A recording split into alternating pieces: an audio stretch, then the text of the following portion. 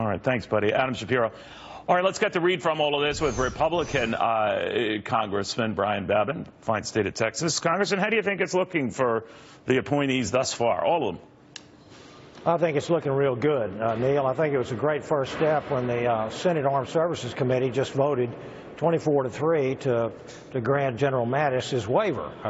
And I'm very optimistic that we'll see these three individuals confirmed. Do we know the three, or do you know any of the three who didn't?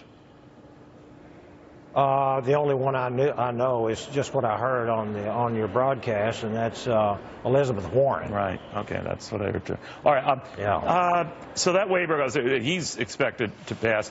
What's interesting is some of the foreign policy candidates have presented a somewhat different view, let's say, of Russia than has been espoused by Donald Trump.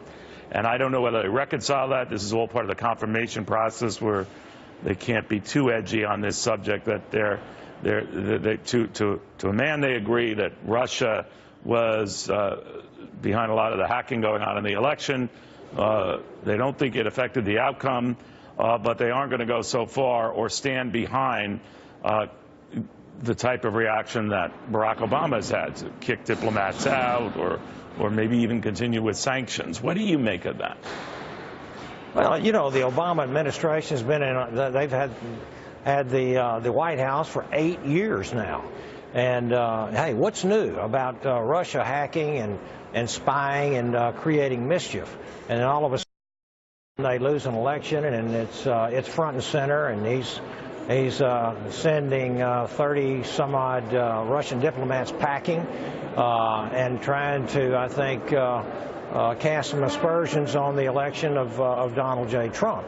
Do I trust Mr. Putin? Absolutely not. I feel like the Russians have been bad actors for a long, long time. However, we do have some common enemies and some common problems, and if we can work across, hand in hand with them on these problems, I certainly hope we can. But I'm very, very elated with these three appointments.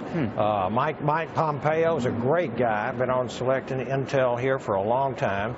And General Mattis, I think, is an excellent choice as Secretary of Defense. As a veteran myself, I have a son who was a Navy SEAL for many years. And, I can tell you, one of the first phone calls I made was to my son when I heard that General Mattis had gotten the nod from Mr. Trump. And he said, hey, great guy. My son said, great guy. The folks like him in the military. So I'm very, very happy. Listen, I believe in civilian control of our military, but this man needs this waiver. The military is greatly diminished. Department of Defense has some problems, and we need to rebuild. And I think General Mattis is just the man to do that. And Mike Pompeo needs to take the helm over at CIA, which has obviously got some, some political problems going on there. What did you make of Chuck Schumer trying to say, and I'm paraphrasing here, sir, that it's generally not a good idea to take on or question the intelligence community? It almost sounded like a threat leveled at Donald Trump, that these guys can go back to bite you.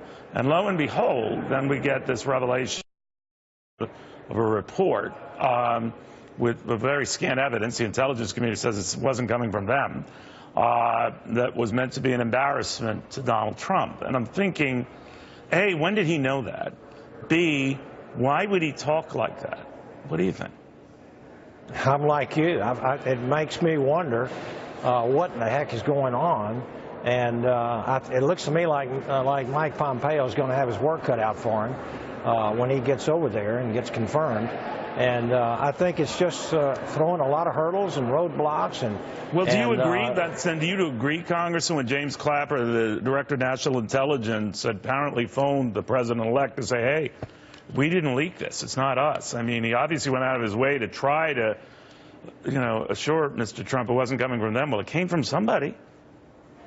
Absolutely, and I would be speaking out of ignorance, Neil, if I wanted to talk directly to that, because it is very strange. I can tell you that. Switching gears on this domestic issue and health care, Speaker Ryan maybe added more confusion to this. I don't think intentionally, when he talked about how this was going to repeal be repealed and then replaced. I want you to react to this. Speaker Ryan, a little while ago. We're working on an aggressive timetable. We're going to work the process as best we can. We're not holding hard deadlines only because we want to get it right. Again, we need to move quickly because the law is collapsing, but we also want to get it right. And we're going to go through regular order, unlike what the Democrats did. What does regular order mean, Congressman? Because I had Rand Paul on this show saying repeal and replace simultaneously. Now that doesn't look, I guess, likely. So repeal and then replace as soon as you can. That's Donald Trump's latest directive. Where are you on this? Well, this is a convoluted process. There's no question. But look at Obamacare itself. It's a hopelessly convoluted, complex, confusing mass, 2,500 pages long, that the Democrats passed without one single Republican, and they hadn't read the bill yet, as we so famously heard Mrs. Pelosi say. And I'm a health care provider, and I campaigned to get rid of Obamacare, to repeal it and replace it. And that's exactly what I'm going to do. Do I like the numbers of the budget resolution? Not really, but it's a vehicle. This is not a budget. This is going to be revisited later. The main thing is going to be a vehicle to be able to repeal this terrible, terrible law that is hurting Americans, small businesses, individuals, families, and give us a chance to replace it. And we keep hearing that we don't have a replacement plan yet. Well, that's wrong. We have a lot of replacement plans to choose from. That's the problem. I'm glad you said that, sir, because, Republicans get the rap, oh, yeah, they're good at ripping things up, but the dirty little secret has hardly been a secret. I mean, I've been following this a bit too closely, and the one problem you guys have is that you have too many alternative plans. Have you coalesced around one? I mean, there are dozens, literally dozens out there, but have you coalesced around one that obviously you all agree on covering pre-existing conditions, keeping kids on a policy longer, but are there some new features as far as paying for it? Well, I am in the Republican Study Committee, and I certainly am supporting that. And we rolled that out last week, as a matter of fact. It's a good conservative plan. It has all those features which you just said, plus many others. It gives you a deduction of $7,500 an individual and $20,500 for families. It enables you to have health savings accounts. There's just so many things that we could do to empower American people again, so that they would have the choices. Right now, 1/3 of the states in this country don't have but one choice because of the death spiral that Obamacare is in.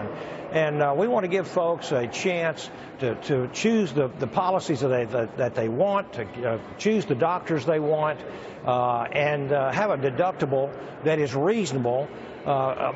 Listen, even in my own family, I have 5 children. My youngest daughter and her husband and their 3 children are paying. They're essentially paying a house mortgage every month and every year for what they're paying for their health care, and can't use it because of the extremely high deductibles. They're at a $6,600 deductible, and that's individual. There's 5 of them, so you basically have a deductible conceivably at $33,000, and then they're paying $12,000 because it's $1,000 a month for their premium. So people need relief, and we want to rescue them. We want to empower the American people, and that's what it's all about, Neil. All right, Congressman, thank you very, very much for taking the time. We'll watch this drama unfold here.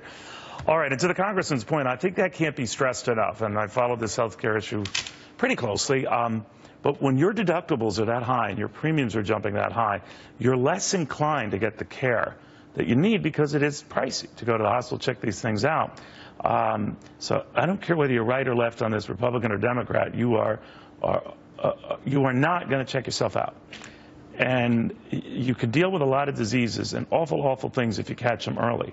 But if you've got eye-popping deductibles like that, whatever they come up with, I don't know what they're going to come up with.